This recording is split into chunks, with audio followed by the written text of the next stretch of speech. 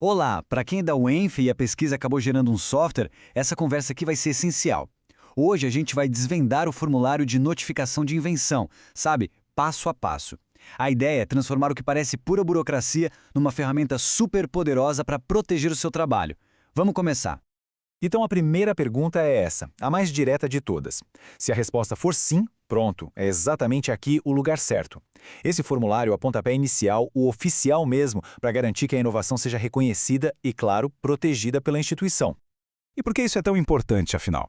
Bom, porque preencher esse documento vai muito além de ser só um requisito administrativo. É o ato de fato, reivindicar a autoria, de garantir que os direitos sobre essa criação intelectual fiquem seguros. É bom pensar nisso como a fundação, sabe? O alicerce sobre o qual todo o futuro do projeto vai ser construído. Certo, vamos para a primeira parte. Antes de qualquer coisa, é preciso dar ao software uma espécie de certidão de nascimento. Essa parte do formulário é toda sobre criar uma identidade bem clara, bem precisa para essa nova criação. E aqui estão os dados que definem o software. Título, tipo, aplicação, linguagem, tudo isso é super importante. Mas olha, a verdadeira impressão digital do trabalho está aqui, ó, no resumo hash do código-fonte. Ele cria um código único, um identificador que não pode ser violado, provando a integridade e a originalidade do que foi criado. Por isso, gerar esse hash corretamente para todo o código é absolutamente crucial. Vamos ser sinceros, um software raramente é obra de uma pessoa só, né? A segunda parte do formulário é dedicada a um dos pilares de qualquer pesquisa, o reconhecimento justo. É aqui que a gente vai mapear todas as mentes, todas as instituições que ajudaram a dar vida a esse projeto. E para fazer esse mapeamento certinho, a gente precisa entender duas definições que são vitais. O autor é a pessoa física, quem sentou e escreveu as linhas de código. Já o co-titular é o parceiro, pode ser outra instituição, uma empresa, que também tem direitos sobre a propriedade intelectual. Fazer essa distinção, gente, é fundamental. Então, como é que a gente documenta essa colaboração?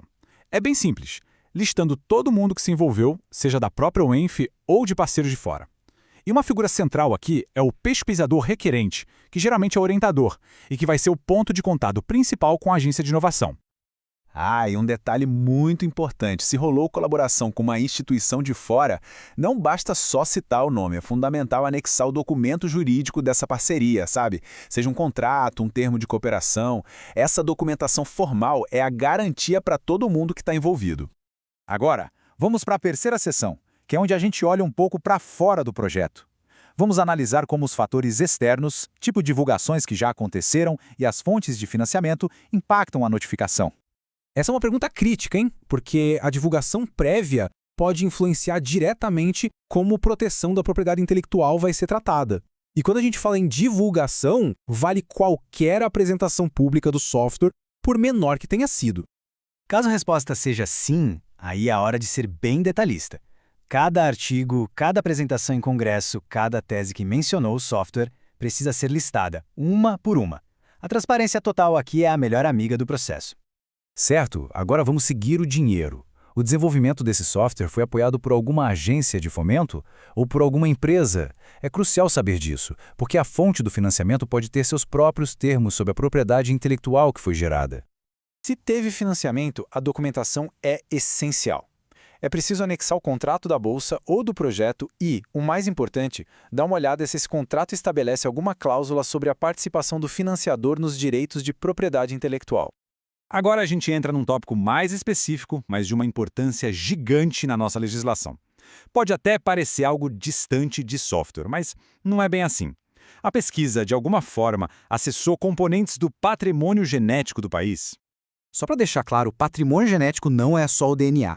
O conceito é mais amplo. Refere-se a toda a informação genética que está em plantas, animais e micro-organismos aqui do Brasil, incluindo também as substâncias que eles produzem.